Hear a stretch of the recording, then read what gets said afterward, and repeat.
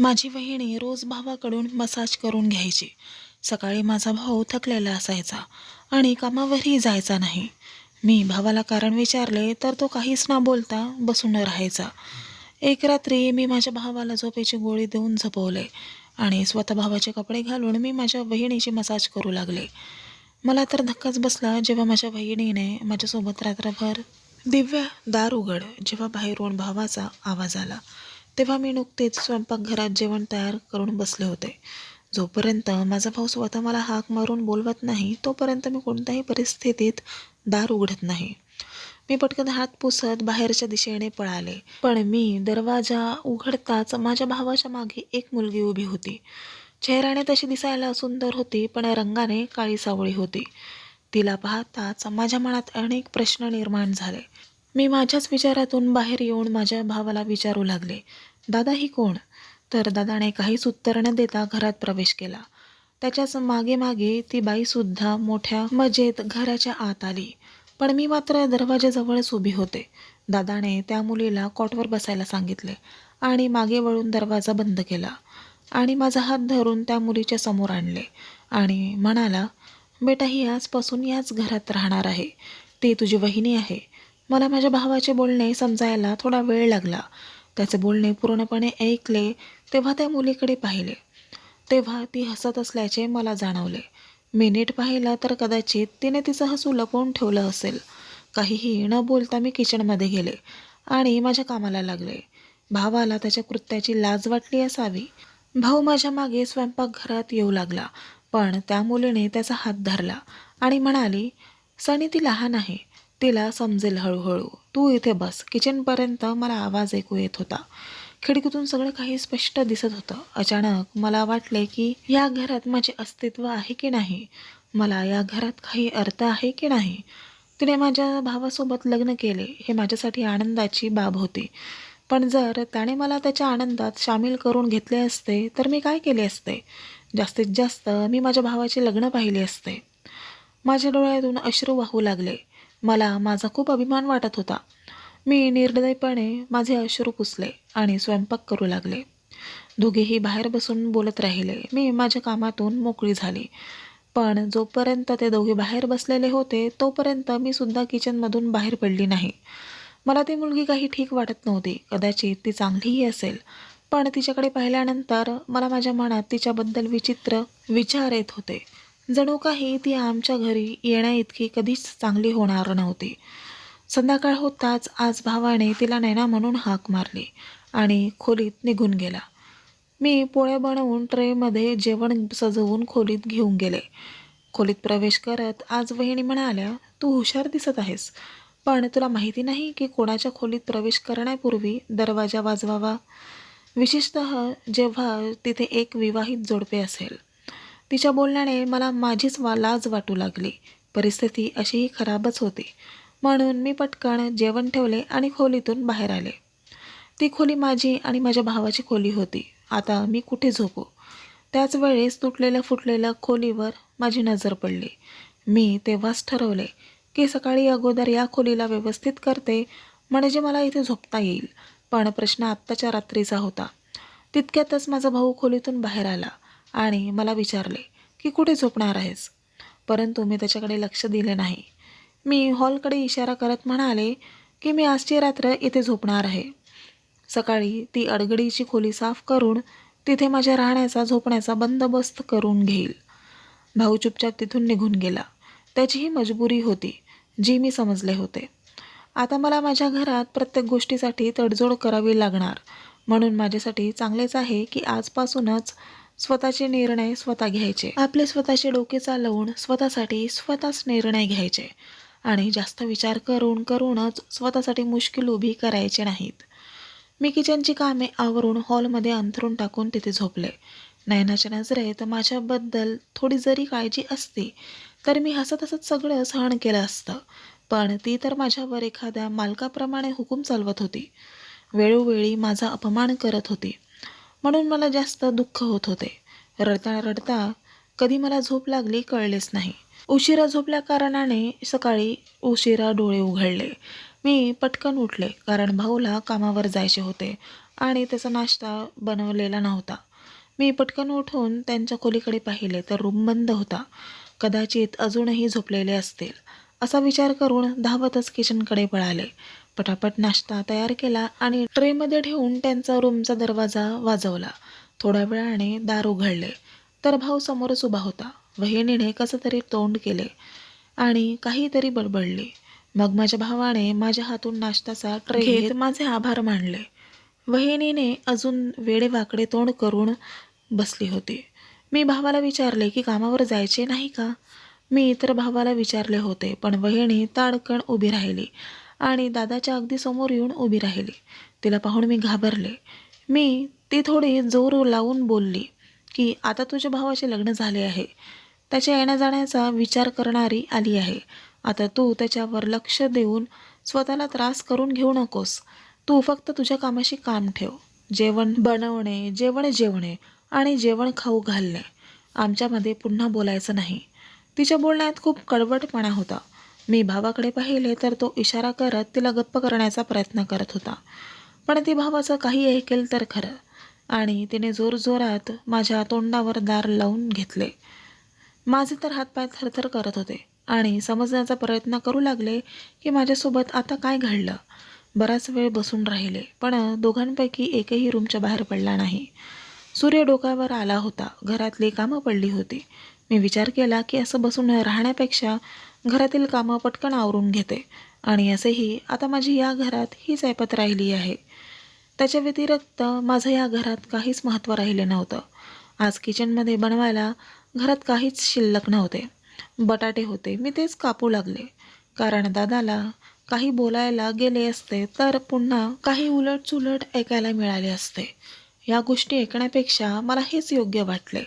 स्वयंपाक तयार करून मी घरातील सर्व कामे आवरून घेतली पण ते दोघे अजूनही खोलीतच होते. त्याच वेळेस वहिनी किचनमध्ये आली आणि माझ्या डोक्यावर येऊन उभी राहिली. तू स्वतःला काय समजून घेतले आहेस? मला खाली दाखवण्याचा प्रयत्न करत आहेस? नाही, तुला म्हणायचे काय आहे? नवीन नववधूचे स्वागत असे करतात का? बटाट्याची भाजी बनवून? वहिनी बाहेर उभी राहून माझ्यावर ओरडत होती. वहिनीचा मोठा आवाज ऐकून भाऊ बाहेर आला आणि वहिनीला माझ्यावर ओरडताना पाहून मला तिथून जायला सांगितले. मी काहीच न बोलता तिथून निघून गेली. मी जे काही काम करत होते ते माझ्यावरच उलटत होते. मला कळत नव्हते की वहिनीला नक्की हवे तरी काय. असो, मी अडगळीची खोली साफ करायला गेली आणि 2-3 तासांच्या मेहनतीने खोली साफ करण्यात मला यश मिळाले होते. भाऊ आणि वहिनी संपूर्ण दिवस खोलीतच होते. संध्याकाळी दोघेही तयार होऊन बाहेर निघून गेले. भाऊ जाताना मला फक्त एवढेच म्हणाला की आम्हाला रात्री यायला उशीर होईल. दार व्यवस्थित लावून घे. पण वहिनीने माझ्याकडे पाहणेही पसंत केले नाही. त्या 24 तासात माझं मन कितीतरी वेळा तुटले होते. आता कळाले की लोक लग्नानंतर का बदलतात. मी स्वतःला खूप एकटी समजत होते. आई खूप वर्षांपूर्वी आम्हाला सोडून गेली होती पण बाबा आमच्यासोबत होते. त्यांनी आम्हाला दोघांनाही शाळेत टाकले होते. मी तर खूप आनंदात शाळेत जाऊ लागले होते. पण भाऊ मात्र नेहमी शाळेला सुट्टी घ्यायचा. जेव्हा जेव्हा बाबा त्याला शाळेत न जाण्याचे कारण विचारायचे तर तो काहीतरी बहाणा करायचा तर कधी आजारी असल्याचा सांगायचा. शेवटी एकदा वैतागून बाबांनी त्याला विचारले की तुला शाळेत शिकायला जायचे आहे की नाही. तर त्या दिवशी भावाने स्पष्ट नकार दिला की त्याला शिकायचे नाही आणि त्याच्याकडून शिकलेही जात नाही. बाबांनी शाळेतून त्याचं नाव कमी केले पण मी मात्र शिकत राहिले. मी 10वी शिकले आणि बाबा एक दिवस आम्हाला सोडून निघून गेले. तो आमच्यासाठी खूप कठीण काळ होता. आजूबाजूच्या लोकांनी मला खूप सहारा दिला आणि तो काळही निघून गेला. भावाने मला पुढे शिकायला सांगितले पण मीच नकार दिला कारण मी पुढच्या शिक्षणासाठी घराबाहेर पडले असते आणि भावालाही त्रास झाला असता. मी शिक्षण सोडले होते पण आज मला माझ्या त्या निर्णयावर पश्चाताप होत होता.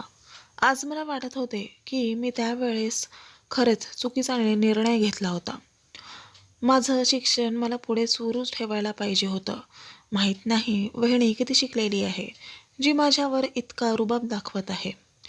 भावाने बाबांचे दुकान विकले होते आणि शहराच्या मध्यभागी एक लहान दुकान टाकून दुसरे काम सुरू केले होते.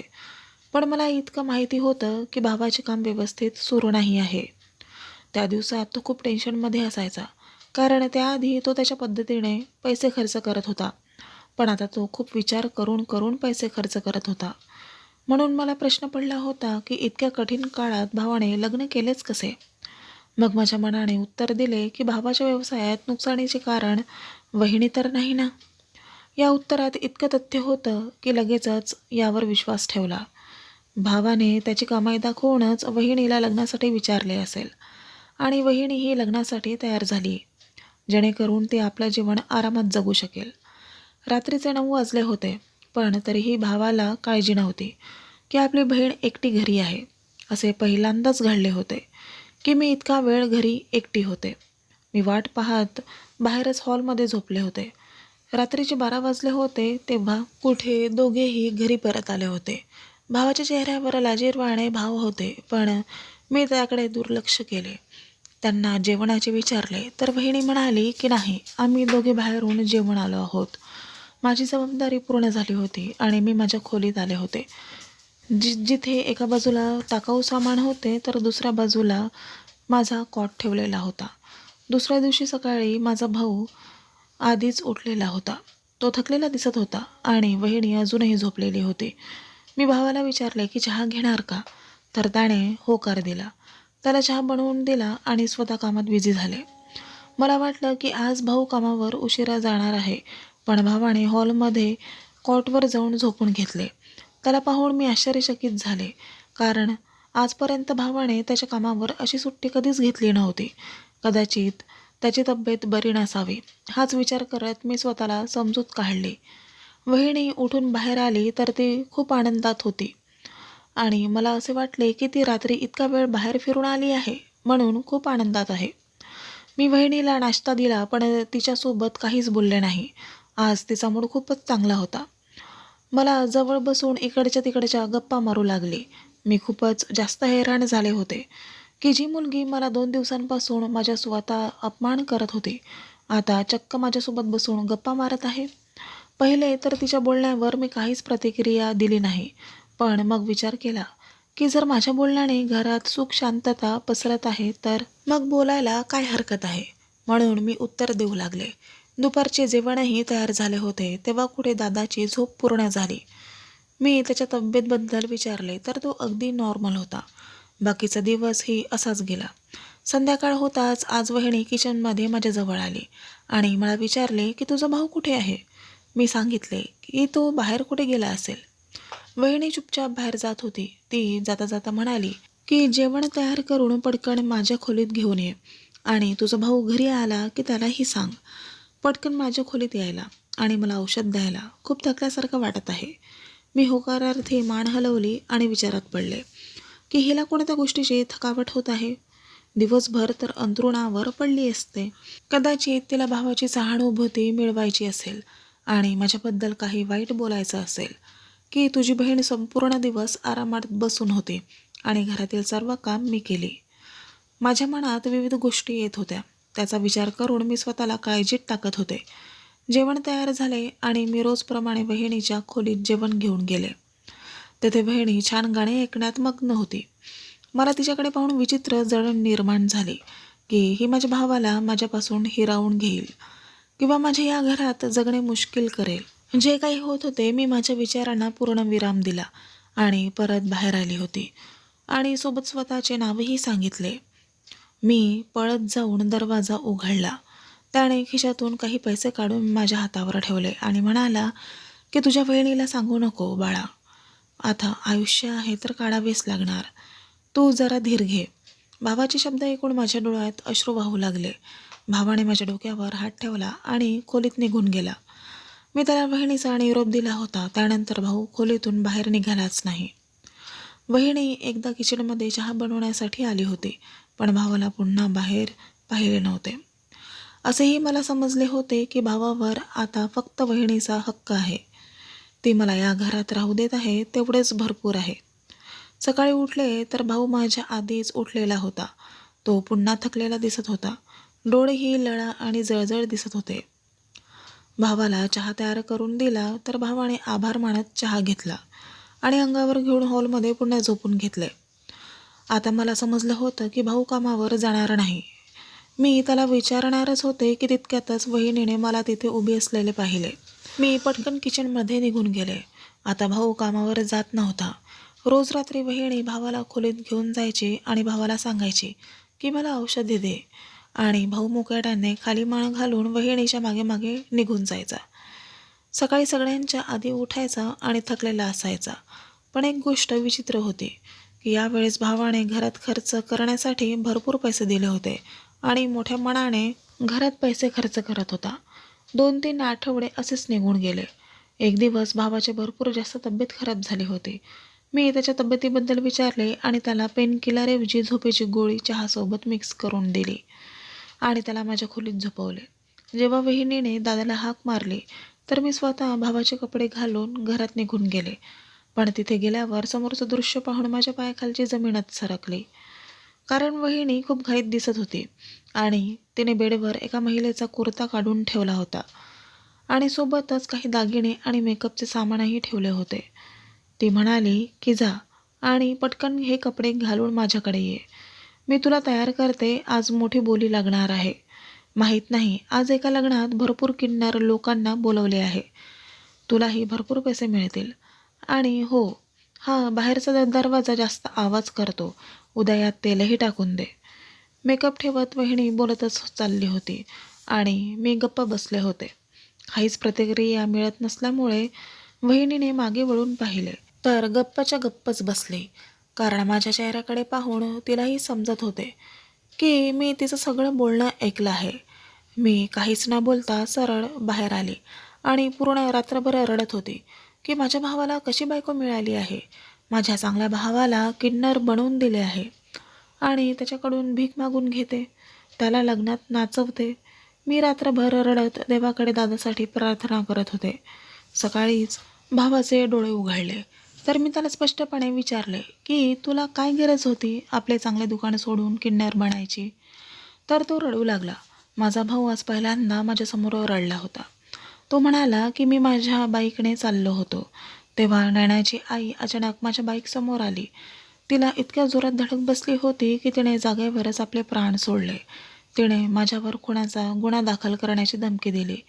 सोबतच 10 लाख रुपयेही मागितले. मी इतकी मोठी रक्कम कुठून दिली असती. तर तिने माझ्यासोबत लग्न करून घेतले आणि आता ती रोज रात्री मला किन्नर बनवून माझ्याकडून पैसे कमावून घेते आणि मी माझी इज्जत बाजारात स्वतः नीलाम करून येतो. पण आता मात्र खरं काय आहे ते लपवता लपवता मी खूप थकलो आहे. मी भावाला म्हणाली की जर कोणत्याही मुलीची आई मेली तर ती इतकी खुश आणि बिनधास्त नाही राहू शकत. ती नक्कीच खोटं बोलत आहे. भावाच्या सांगण्यानुसार आम्ही त्याच जागी गेलो जिथे हे सगळं घडले होते.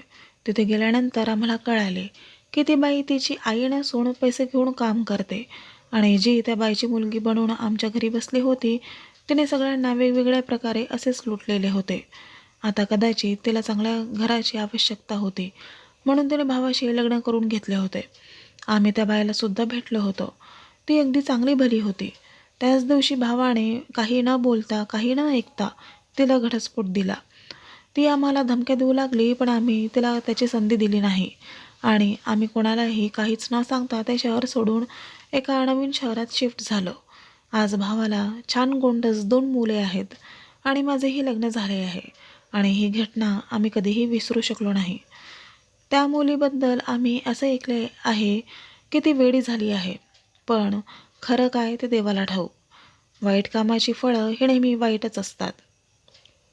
तर मित्रांनो, कथा आवडल्यास चॅनलला लाईक, शेअर आणि कमेंट करा आणि अशाच छान छान कथा पाहण्यासाठी चॅनलला सबस्क्राईब करा. धन्यवाद.